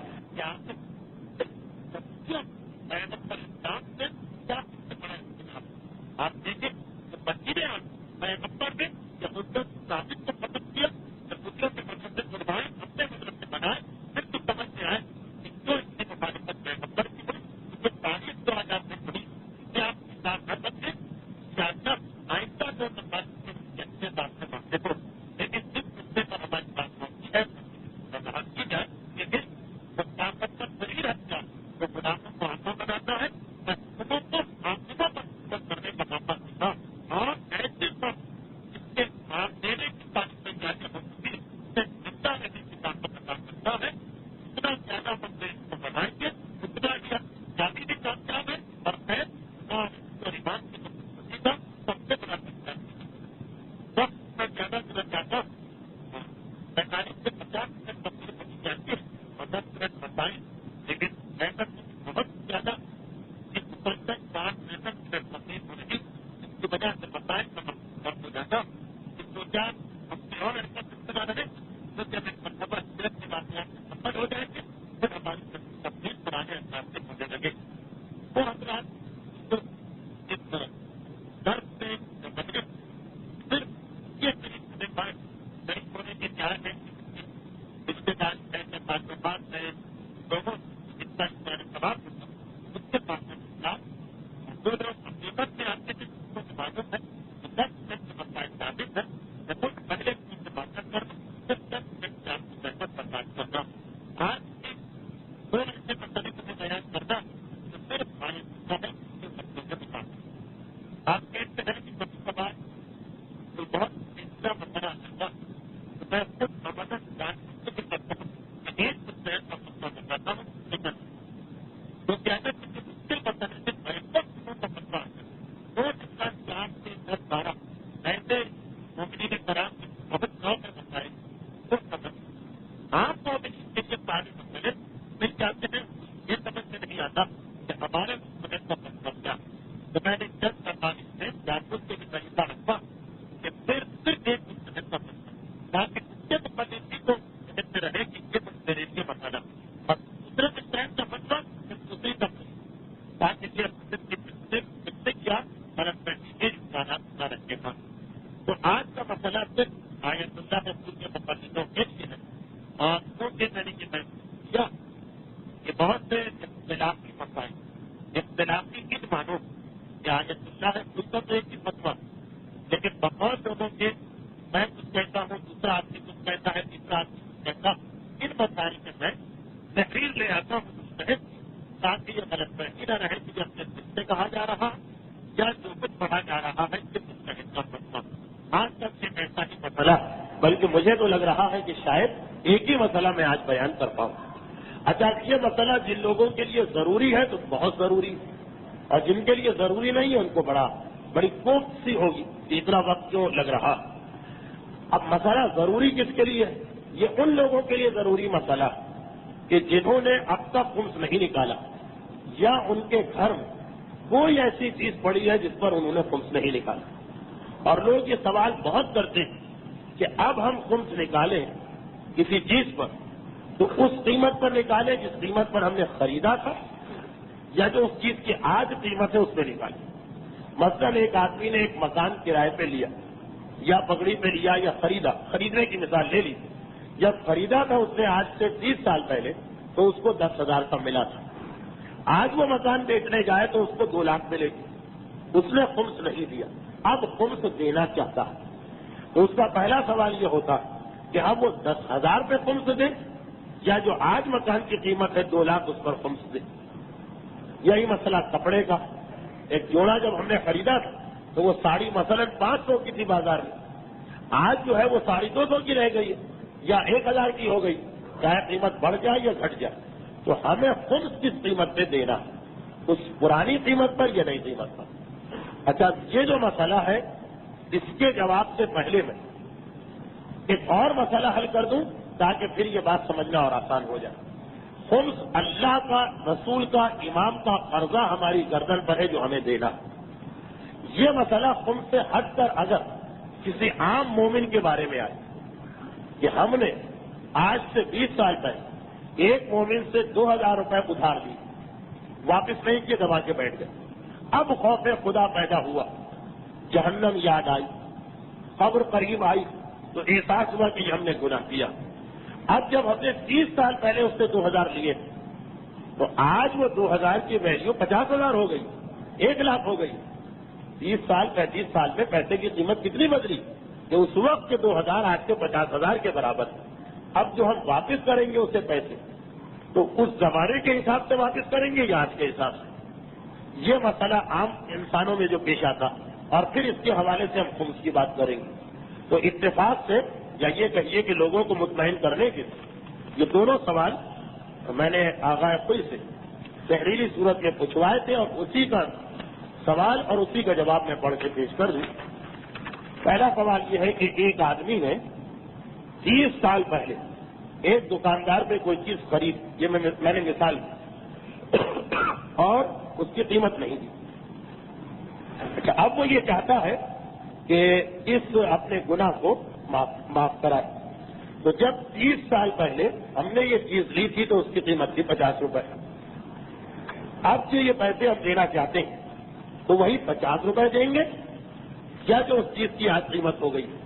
مثلا بطور مثال میں کہہ رہا ہوں کہ ایک ریڈیو یا ایک ٹیپ ریکارڈر یا ایک پنکھا کسی دکاندار سے 30 سال پہلے 50 روپے کا خرید، آج اسی پنکھے کی قیمت بازار میں 500 روپے ہے، ریڈیو کی قیمت 500 روپے، تو اب ہم وہ 50 روپے دے دیں گے اور گناہ معاف، یا یہ دیکھتے ہوئے کہ جو چیز ہم نے چوری کی یا اس کے پیسے دینے سے انکار کر دیا، وہ چیز کی قیمت جو آج ہے وہ آج کی قیمت ہے۔ تو آقا کوئی فرماتے کہ بقیمت ہمن روز بے پردازت، اسی وقت کی قیمت جب آپ نے یہ چیز لی، چاہے قرضہ ہو، چاہے چوری ہو، چاہے ڈاکہ ہو، چاہے چیز لے کے پیسے دینے سے انکار، بہرحال اسی وقت کی قیمت دینا پڑے گی جو 50 روپے، چاہے آج وہ چیز 10,000 کی مل رہی، 5,000 کی مل رہی۔ مثلا کسی عورت نے دوسری عورت سے زیور ادھار لیا، اس کے بعد وہ گر گیا یا چھن گیا یا واپس نہیں کیا، ایک بندہ ایک چوڑی پڑی رہ گئی، اب اس وقت سونے کی قیمت کو دیکھیں تو وہ چیز تھی 100 روپے، آج وہی چوڑی خریدنے جائے تو 5,000 کی، قیمت کون سی دینا؟ قیمت وہی اس زمانے کے حساب سے ہم کو دینا۔ ہاں، اگر وہی چیز ہمارے پاس پڑی تو پہلا واجب ہے کہ چیز واپس کرو، چیز ہی دے دو، معاملہ ختم۔ اگر چیز ختم ہو گئی، پیسے دینا ہے تو اس وقت کے حساب سے دینا ہے۔ یہ تو ہو گیا عام آدمیوں کی ایک دوسرے سے ڈیلنگ کا مسئلہ۔ اب آئیے، یہی چیز اگر خمس میں ہو جائے تو کیا مسئلہ ہوگا؟ اس کا سوال اور جواب سن لیجیے، وقت ملا تو جواب کی تشریح، وقت نہیں ملا تو آئندہ منگل کو۔ سوال یہ کیا جا رہا ہے حضرت آیت اللہ خوئی سے کہ ایک شخص نے ایک مکان یا کوئی اور چیز خریدی، لیکن ایسی چیز جس کی اس کو ضرورت نہیں تھی، کیونکہ اگر ہم کوئی چیز خریدیں اور 1 سال کے اندر اندر استعمال کر لیں تو اس پر خمس ہوتا ہی نہیں۔ ہم نے ایک چیز خریدی کہ جس کی ضرورت نہیں تھی، اور پھر 1 سال کے بعد اس چیز کی ہم کو ضرورت پڑ گئی، یعنی سال بھر استعمال نہیں ہوئی، سال کے بعد استعمال ہوئی، اس کا مطلب یہ کہ خمس واجب ہو گئے۔ اب جس قیمت پر ہم نے خریدا اس کی قیمت دیں گے یا اب جو اس چیز کی قیمت ہو چکی ہے اس کو دیں گے؟ مثلا مکان جب ہم نے خریدا تو 500 روپے کا تھا، اور اب اس وقت اس کی قیمت ہو گئی ہے مثلا 1 لاکھ روپے، تو 500 کے اوپر خمس دیا جائے گا یا 1 لاکھ پہ دیا جائے گا؟ اس کا جواب آپ سن لیجیے، تھوڑی وضاحت میں کروں گا، مکمل مسئلہ واضح نہیں ہوا تو بعد میں۔ فرماتے ہیں آغا کوئی کہ اگر ایسے پیسے سے آپ چیز خریدیں جس پیسے پہ سال گزر گیا، سال بھر جمع کیا پیسہ، پھر اس سے کوئی چیز خریدی، تو آج بھی اگر آپ خمس دینا چاہیں تو اسی قیمت کا دیں گے جس سے پر آپ نے خریدتے وقت جس قیمت سے آپ نے اس کو خریدا ہے۔ اور اگر آپ نے ایسے پیسے سے چیز خریدی جس پہ سال نہیں گزرا، یعنی سال کے دوران کی رننگ انکم ہے، تو پھر ایسی چیز کی جو آج قیمت ہے وہ آپ کو دینا پڑے گی۔ آگے وہ مزید لکھتے ہیں کہ اگر کسی کو تفصیل معلوم کرنا تو منہاج الصالحین کی پہلی جلد کے مسئلہ 1344 کو دیکھیں. یہ حوالہ میں نے اس لیے دے دیا کہ کبھی صاحبان علم سے آپ کا اختلاف ہو تو حوالہ دینے میں آسانی ہو. آئیے اب اس مسئلے کی ایک مثال دیکھیں اور پھر آج کی گفتگو بصورت مجلس اختتام کو پہنچے. آغاز کوئی فرماتے ہیں کہ ایسی چیز جس کے پیسے آپ نے جمع کیے ایک سال یا پڑے رہے، پیسے پہ خمس واجب ہو گیا تھا، آپ نے خمس نہیں کیا. خصوصاً وہ لوگ کہ جو اس سے پہلے خمس کو جانتے ہی نہیں تھے یا مانتے ہی نہیں تھے اور اس سے جا کے ایک چیز خرید لی، 20 سال 30 سال 50 سال بھی گزر جائے، ان کو اسی پیسے پہ خمس دینا ہے جو اس وقت انہوں نے خرچ کیا. آج جو قیمت ہو گئی ہے وہ نہیں. مثلا ہم نے 20 سال پہلے 10,000 کا ایک فلیٹ لیا تھا، وہ 10,000 ہم نے جمع کیے تھے سال بھر، یا ہمارے پاس سال بھر رکھے رہے تھے، پھر ہم نے اس سے فلیٹ خریدا. آج اس فلیٹ کی قیمت ہے 5 لاکھ. پھر بھی اگر ہم خود سے دیں گے تو صرف 2,000 دیں گے 10,000. آج کی قیمت کو نہیں دیکھا جائے گا. اور اگر ہم نے وہ 10-20 سال پہلے جو فلیٹ خریدا 10,000 کا، وہ ایک سال پیسے جمع نہیں کی، اسی سال کی آمدنی تھی جس 10,000 سے ہم نے خریدا، اس 10,000 پر سال نہیں گزرا، وہی 6 مہینے 8 مہینے 9 مہینے میں ہم نے جمع کی اور مکان خرید لی. اب ہم خود دینا چاہتے ہیں مکان، تو آج جو 5 لاکھ قیمت ہے اس کا 1 لاکھ ہم کو دینا پڑے. مثلا گاڑی ہم نے خریدی تھی آج سے 20 سال پہلے 5,000 کی. اگر یہ 5,000 ایک سال جمع رہے تھے پھر اس سے گاڑی خریدی، آج وہ گاڑی اگر 2 لاکھ کی بھی ہے تو خود اس کے اوپر 1,000 دینا. اور اگر 5,000 کی جو گاڑی ہم نے خریدی اسی سال کی آمدنی سے خریدی، یعنی اس پیسے پر 5,000 پر ایک سال نہیں گزرا، اس سے جا کے ہم نے گاڑی خرید لی، تو آج اگر گاڑی کی قیمت 2 لاکھ ہے تو 2 لاکھ کے اوپر ہم کو خمس دینا پڑے. یہ بہت ہی عام مسئلہ ہے. اچھا، اس میں بعض لوگ ایک عجیب جملہ کہہ دیتے کہ اس کا مطلب تو یہ ہے کہ جو آدمی خمس نکالے بغیر کوئی چیز خریدے وہ فائدے میں رہا. بھائی ہم نے 10,000 روپے پہ خمس نہیں دیا، سال بھر جمع کیا، پھر مکان خریدا، تو آج ہم کو 5 لاکھ جو مکان کی قیمت ہے اس کا خمس نہیں دینا ہے، اسی 10,000 کا دینا. اور اگر ہم نے سال کے بیچ میں سے خریدی ایک چیز تو ایسے آدمی کو سہولت ہونا چاہیے. اس کا الٹا مسئلہ ہو گیا کہ اسے موجودہ قیمت پہ دینا. تو یہ فقہ کے مسائل ہیں، اس میں روپے کی کمی اور بیشی کا مسئلہ نہیں، گناہ کا مسئلہ بہرحال اس میں شامل ہو جاتا. اور جس نے 1 سال پیسے رکھ کے کوئی چیز خریدی، چاہے اس کو خمس آج کم دینا پڑے، اسی زمانے کے حساب سے دینا ہوگا، مگر گناہ اس کا زیادہ بڑا. اور جس نے ایسے پیسے سے چیز خریدی کہ جس پہ سال نہیں گزرا، گناہگار تو یہ بھی بعد میں ہو گئے کہ کیوں تم نے ایک سال بعد خمس نہیں نکلا، لیکن بہرحال اس کا گناہ چھوٹا. اچھا، اب ایک غلط فہمی نہ ہو اس لیے میں اس کی وضاحت کروں کہ یہ سارا مسئلہ اس آدمی کے لیے کہ چیز خریدنے کے بعد اس نے فوراً استعمال نہیں کی. اگر آپ نے اپنی رننگ انکم سے ایک مکان خریدا اور اس میں رہنے چلے گئے فوراً، وہ تو مسئلہ ہی ختم ہو گیا، استعمال کی چیز میں خمس نہیں. یہ مسئلہ اس آدمی کا کہ جس نے اپنے ایسے پیسے سے کوئی چیز خریدی جس پیسے پہ سال نہیں گزرا، پھر وہ چیز اس کے استعمال میں بھی نہیں آئی 1 سال تک، جب 1 سال پورا ہو گیا پھر اس نے استعمال کی، تب یہ گناہ کا مسئلہ چلے. تو اگر فلیٹ خرید کر فوراً رہنے چلے گئے اور اس پیسے پہ سال نہیں گزرا تھا تو آپ کا کوئی مسئلہ ہی نہیں. مسئلہ اس کا ہے کہ جس نے چیز خریدنے کے بعد پھر 1 سال تک استعمال نہیں کی یا اتنے مہینے استعمال نہیں کی جو پیسے کے ساتھ مل کے 1 سال بن جاتا. بس اب یہ میرا آخری جملہ ذرا تشریح طلب ہے، لیکن بعد میں جو کہ مسئلہ بہت اہم تھا اور اس ایک مسئلے سے بہت سے مسئلے حل ہو جائیں. جتنی چیزیں آپ کے پاس پرانی پڑی سب کے خمس کا حساب کسی ایک مسئلے سے ہو جائے کہ ایسے پیسے سے خریدی گئی چیز جس پہ خمس نہیں ہے تو موجودہ قیمت دیجیے، ایسے پیسے سے چیز خریدی جس پر پہلے ہی خمس ہو چکا تھا پھر بھی خمس نکالے بغیر چیز خرید لی تو اسی زمانے کے حساب سے آپ اس کا خمس دیں. اچھا، اب ایک سوال کسی اور نے کسی خاتون نے پوچھا، بہت چھوٹا اس کا جواب ہے اس لیے مکمل کرتا ہوں. سوال یہ ہے کہ کیا جھینگے کھانا مکروہ ہے؟ ایک سوال پوچھا گیا. تو مکروہ جی نہیں. مچھلیوں میں اور سمندری جانوروں ایک اصول کہ یا بالکل حلال ہے یا بالکل حرام، کوئی مکروہ وکروہ نہیں آتا.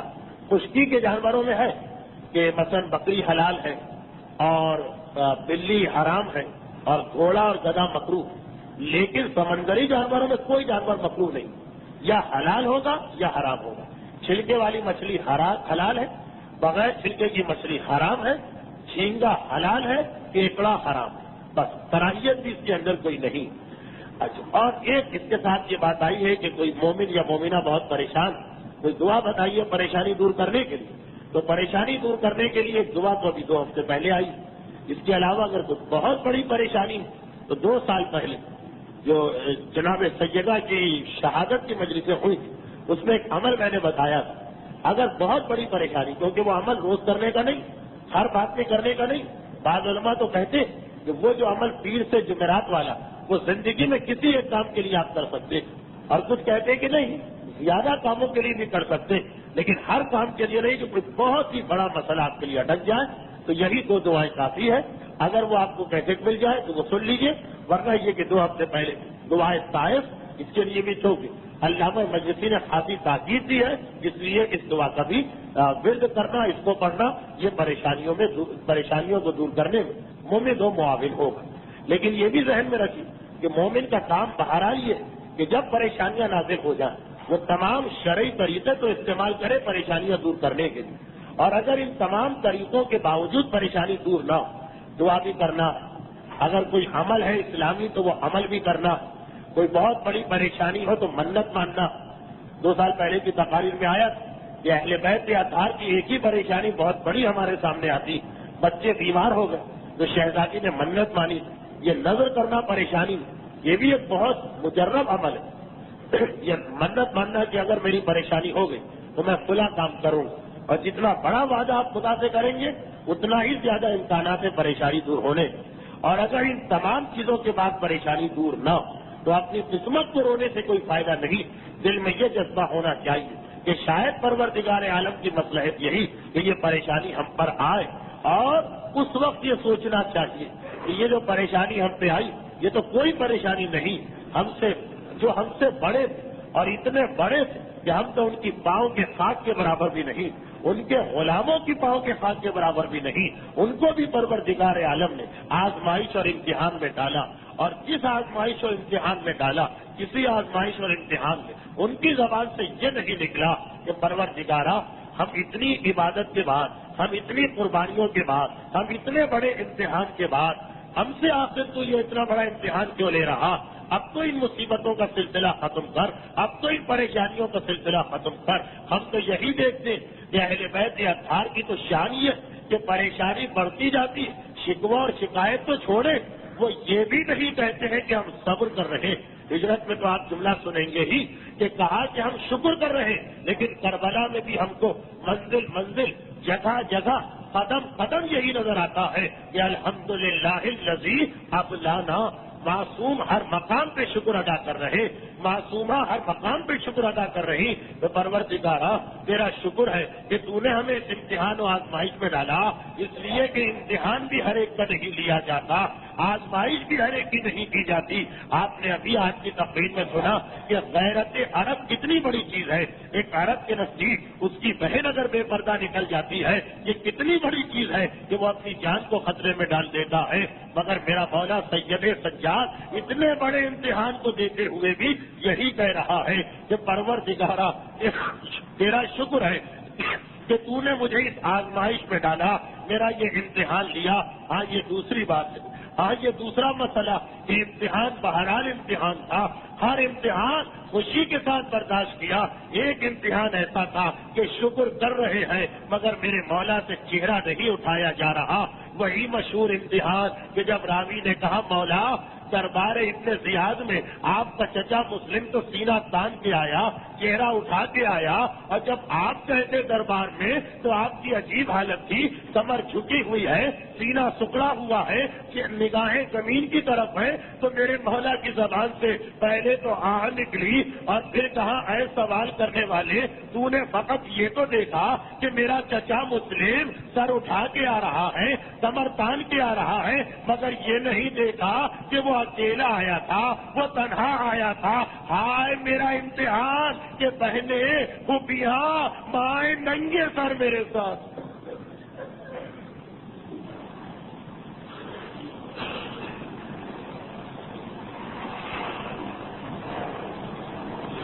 ایک سورہ فاتحہ کی التماس ہے جملہ مرحوم مومنین و مومنات کے لیے خصوصاً جن دو مرحومین کا ایصال ثواب کیا جا رہا، یعنی مرحومہ فاطمہ بائی غلام حسین شریف اور مرحومہ گلبانو بائی حسین علی کے ایصال ثواب کے اہل بیت اطہار کی آزمائشوں اور امتحانات کا واسطہ صاحبان ایمان کو دنیا اور آخرت کی جملہ مصیبتوں اور پریشانیوں سے محفوظ فرما۔ پروردگارا اہل بیت اطہار کے ان شہداء کا واسطہ ہمارے جملہ مرحومین خصوصاً جن مرحومین کا ایصال ثواب کیا گیا اعلی علیین میں انہیں بلند درجات عطا فرما۔ ہم سب کو سیرت اہل بیت کی اتباع کی توفیق عطا فرما۔ پروردگارا ان تمام مظالم کے انتقام اور سیرت رسول خدا کی اس دنیا میں عملی تصویر کشی کے لیے اپنی آخری حجت اور اسی پیغمبر اسلام کے وارث برحق امام عصر و زمان کے ظہور میں تاجیل فرما۔ ربنا تقبل